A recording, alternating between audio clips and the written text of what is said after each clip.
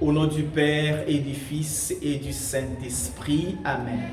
Le Seigneur soit avec vous. Frères et sœurs, nous célébrons l'épiphanie du Seigneur. C'est la manifestation de l'enfant Jésus au monde.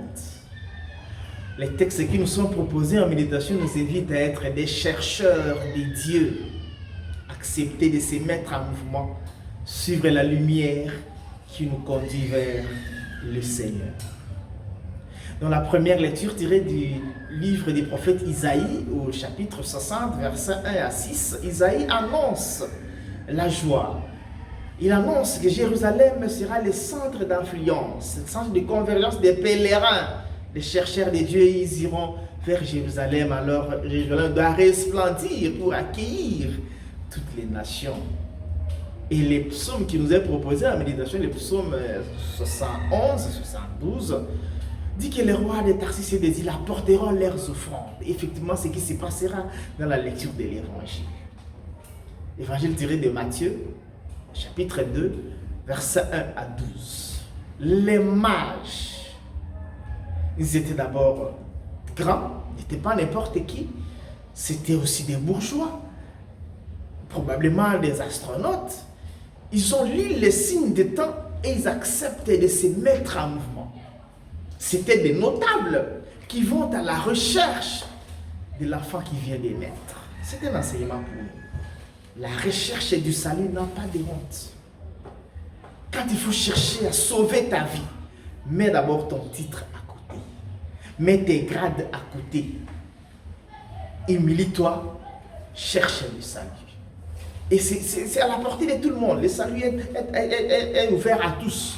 Cherche ton salut. Le salut ne connaît pas de titres. Le salut ne connaît pas des grosses responsabilités. Parce que le salut n'est pas donné selon les titres. Le salut est donné selon la sainteté des vies, selon l'humilité à chercher Dieu. Le salut n'est pas dans les titres. Non, le salut n'est pas dans les titres, n'est pas dans les grades que nous occupons dans les églises ou dans les mondes. Non. Le salut est dans la sainteté des vies et l'humilité. Et les mages le manifestent. Mais nous autres, à peine tu as un petit titre, tu ne veux plus être humble. Tu vas même douter de tout ce qu'on t'a dit de la part de Dieu. Et tu n'es même plus régulier à l'église. Tu ne cherches plus Dieu. Les mages nous donnent l'exemple de toujours chercher Dieu. Même quand on est grand, la recherche de Dieu doit continuer. Il faut chercher Dieu. Et quand ils arrivent à Jérusalem, il n'y a pas de lumière sur Jérusalem. L'étoile disparaît. Jérusalem apparaît comme une ville de ténèbres. Parce que le mal avait envahi Jérusalem. Et quand ils disent que l'enfant vient de naître, le roi est bouleversé. Les habitants de Jérusalem aussi bouleversés, probablement énervés d'être informés par les païens. L'orgueil spirituel nous bloque le chemin du salut. Le salut est ouvert à tous. Et Paul le dit dans la deuxième lecture, tirée de sa lettre aux Éphésiens, au chapitre 3, versets 2 et 3, puis versets 5 et 6. Le salut est pour tout le monde. Les païens sont associés au même héritage, au partage de la même promesse, au même corps. Donc on ne peut pas se dire spécialiste de Dieu ou bien se monopoliser Dieu. On ne monopolise pas Dieu. Dieu est là pour tout le monde. Il ouvre sa main pour tout le monde. Nous sommes nombreux qui tombons dans l'illusion de penser que le Seigneur n'écoute que nous. Le Seigneur n'est là que pour nous. Mais le Seigneur ne connaît que nous. Non, le Seigneur connaît tout le monde. Le Seigneur s'ouvre à tout le monde. Et les Jérusalémites sont tombés dans cette erreur-là, dans cet orgueil spirituel de s'enfermer, croyant que Dieu leur appartient à eux seuls. Non, Dieu appartient à tout le monde. Donc le Seigneur n'est pas une propriété privée de certaines églises. Le Seigneur est là pour tout le monde. Le Seigneur nous aide d'abord à nous ouvrir notre cœur, à comprendre cela, que le Seigneur est pour tous.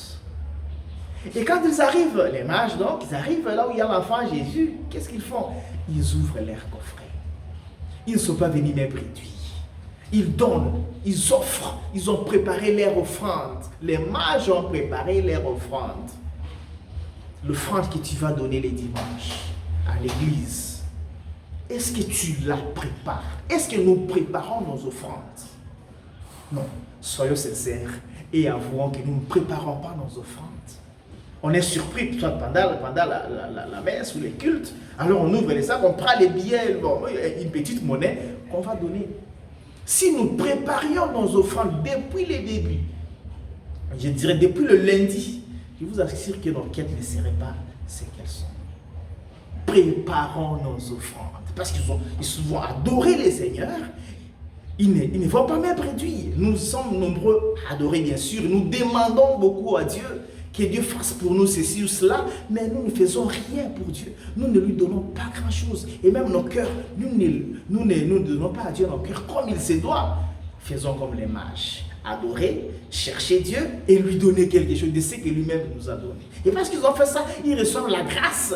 Ils changent de chemin, les retours. Ils ne rentrent plus par là où il y a les rois, mais ils passent par ailleurs. On ne peut pas aller rencontrer le Seigneur et garder les mêmes chemins. Si tu as fait la rencontre avec Jésus, cette rencontre-là va te donner des nouveaux horizons, des nouveaux chemins, c'est-à-dire les nouveaux comportements. Ils rentrent par le chemin. Le chemin, c'est le comportement. La manière de vivre aussi. Ils ont changé les chemins. La rencontre du Seigneur doit nous imprimer en nous un nouveau comportement, un nouveau départ, de nouveaux horizons.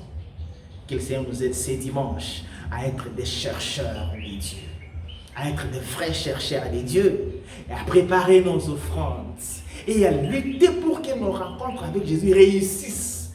Et la réussite se manifestera dans les nouveaux comportements, les nouveaux styles de vie, les nouveaux chemins. Bonne fête de l'Épiphanie à toutes et à tous, et que nous aussi, nous soyons la manifestation du Seigneur au monde. Et qu'il vous bénisse au nom du Père, au du Fils et du Saint-Esprit. Amen.